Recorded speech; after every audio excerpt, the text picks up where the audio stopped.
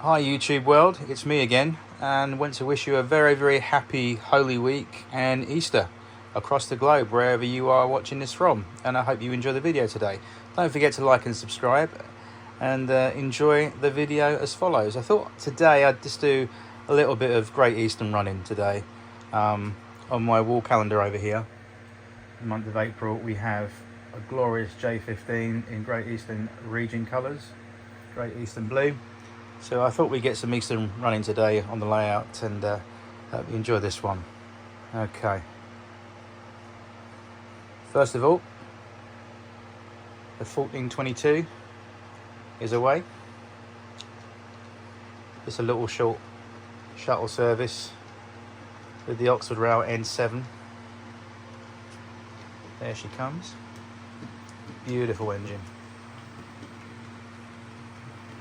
A couple of maroon Gresleys behind that as well.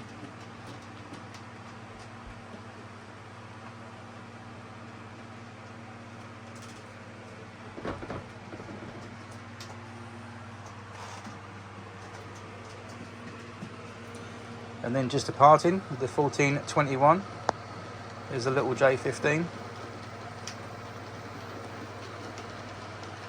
with some suburban clerestories behind her, closely being followed up in the rear by the N7.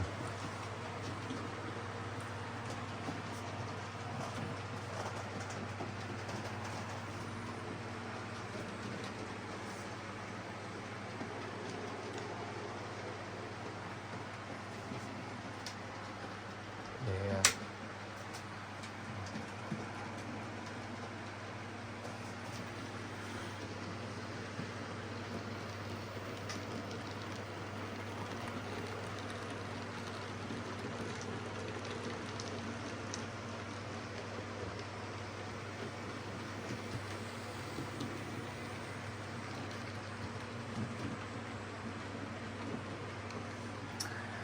Yeah, I've had quite a few problems actually. The reason I'm doing this video is to for the purpose of running in the Oxford Rail N7 a little bit. Although it's a relatively new engine, it's always had quite a few teething problems. On the last layout, which Bentley Park, which you'll see on the YouTube channel, I had fourth radius curves.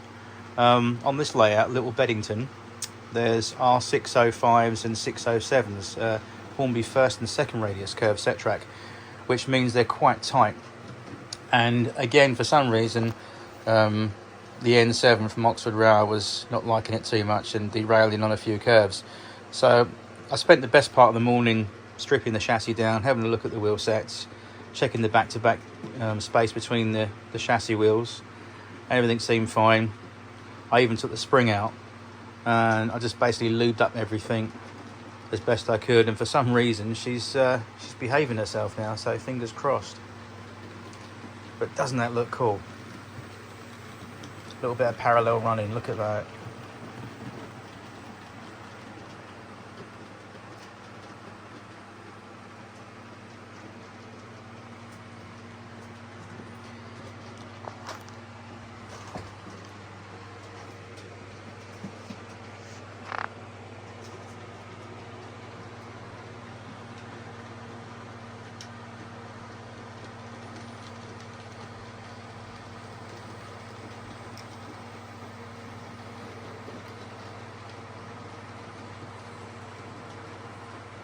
Looks like the N7's got the head start. Let's get another shot over here, shall we?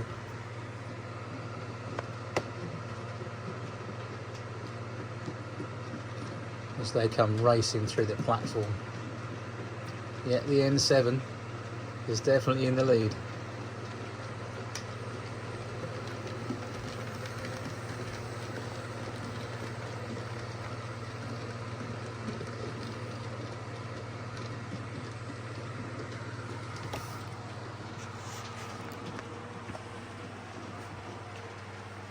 So, as mentioned, really quickly, the N7 that's going to come round in a minute, I'll show you. It's over the back there. I'll bring it round in a second. Actually, what we'll do, we'll shut off steam on track 2, and we'll just drop the little J15 in the platform ever so slightly. That's it. And then we'll bring this N7 to a stop on the crossing just for a second. Before I close the video today, guys, I just want to show you this N7. Like I said, it's an Oxford Rail locomotive. It's one of these brands. I've done a review ages ago when I first got it, and it ran on the old layout, which was called Bentley Park. Again, if you look through the videos on the channel, you will find it. So it's not about a review, it's just a quick point about this particular locomotive, or modern locos as we get these days from the outstanding companies that are producing them, besides Hornby. So with this particular locomotive, it has an Achilles heel, I find anyway, and I'm not sure about you guys at home. I just want to quickly bring this to the fore today in the video discussion and see what you think. Do drop me a comment in the box below, so I'd like to hear your thoughts and comments on this one. But with locomotives like this Oxford Rail N7 and locos alike, and when I say the word quote alike, I mean locos these days that have a very prototypical wheel profile like that. If you look at the flanges on here, they're very, very thin, and the wheels look absolutely brilliant because they're scale size wheels. They look the part, and they're not chunky. They are just the absolute best you can get scale wise.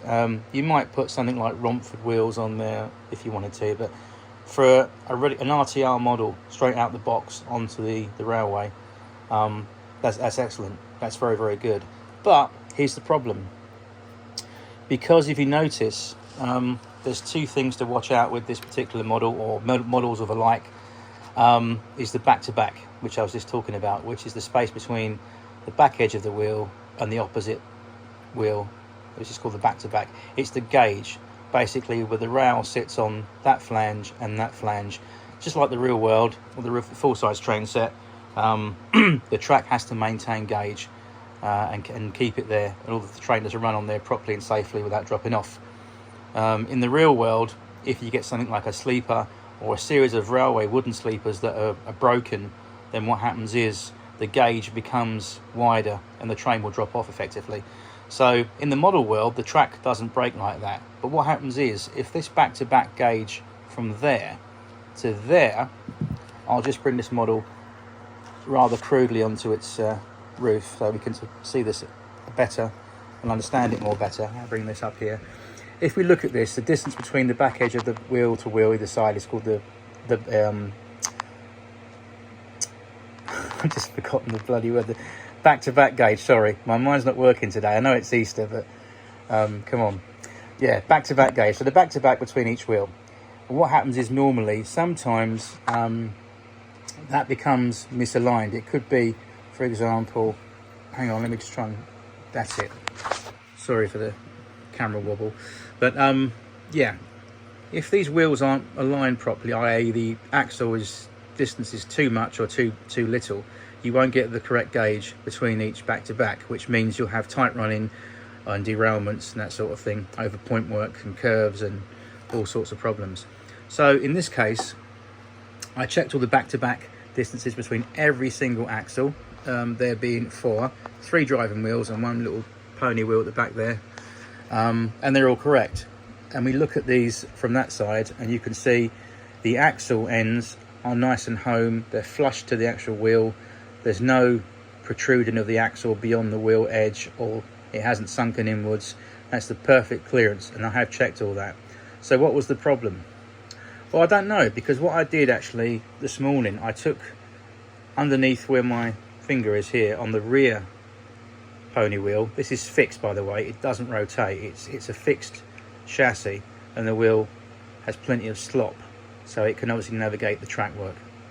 But underneath there, inside, was a small spring which allowed the axle to be flexible. As you can see, I've returned that spring, so there's quite a lot of play in that.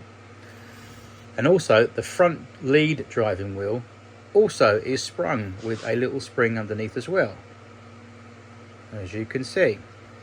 Now what happened was, I actually took the chassis apart, took this top plate off and removed the springs, and then reassembled everything to see if that would make a difference. Although the running was a little bit better, it didn't really improve it. So I put the whole thing back together with the springs correctly, and it was still derailing. It was still derailing on the first and second radius curves. So I thought, okay, I wonder if it's lubrication. So I just basically gave it a little bit of a lubrication on the ends only. And for some reason that seems to have cured it. If you notice in the camera there, hopefully at home you can see this. I'll try and get that without zooming in. But can you see those brass bushings that protrude either side of the axle box itself? Those brass bushings, they sit in a little grooved slot on the axle chassis part, on the axle chassis that accepts each axle pin. There's a groove, and those little brass bushings sit in those grooves, and the whole axle itself is allowed to have a little bit of slop, but not too much. So sometimes you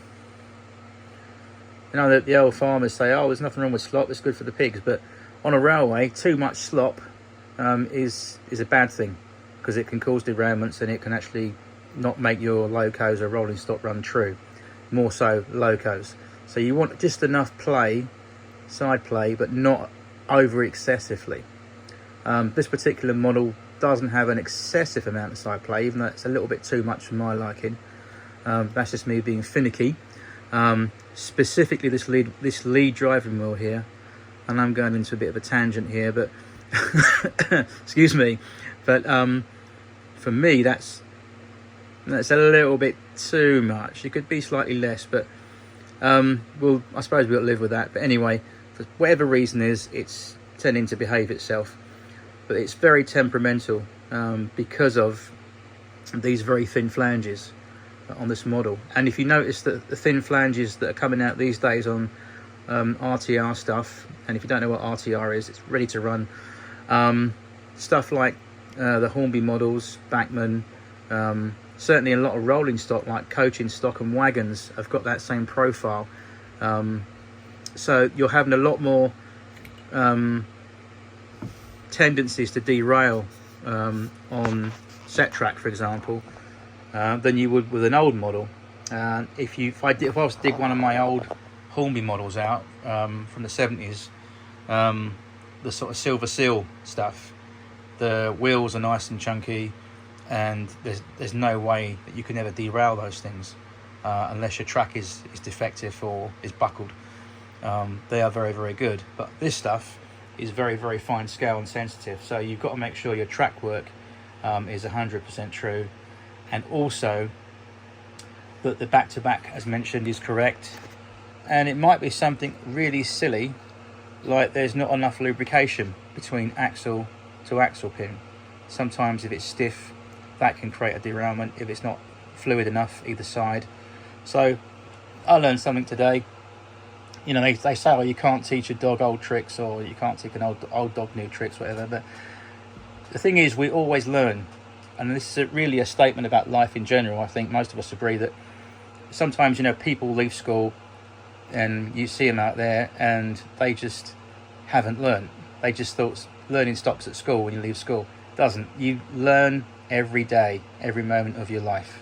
No matter how old you are or how young you are, you learn something every day, or you remember how to do something. So something as very simple as lubrication and checking the back-to-back spacing on axles. Something that is very, very easy to do, but also can be overlooked if you're not careful and you forget. Especially with things like this. The rear axle here, which has got loads of side play in this model, but it's very easy for that axle just a few millimetres to get pushed inwards or pulled outwards for some reason, or work itself outwards, and that's it. The whole back-to-back has gone out of alignment. So it's a good practice to check all your axles on your locos, specifically coaching stock and wagons, now and again, periodically, just like the real railway, when they get sent into the workshop for an exam, and to check out the wheel sets and get returned and reprofiled and everything's done on it. Do the same with the model. It's exactly the same. People might think you're a little bit eccentric, but no, It's exactly as you would do on, I can't say it any more easier and clearer to you guys out there. Follow what the real railway does. Maintain your railway in a sense the same way as what you do a normal railway full size, including your trains. It matters. Anyway, with that, I'm going to wish you a very lovely and very happy and safe Easter out there. Good luck to you all eating your chocolate Easter eggs, because I certainly won't this year, because I'm diabetic now, so I can't bloody well eat the things. Just have to sit around and watch everyone else eating theirs. Anyway, have a lovely Easter. God bless, and I'll catch you soon in the next upload. All right? Stay safe, and see you soon. All right, take care. Bye-bye.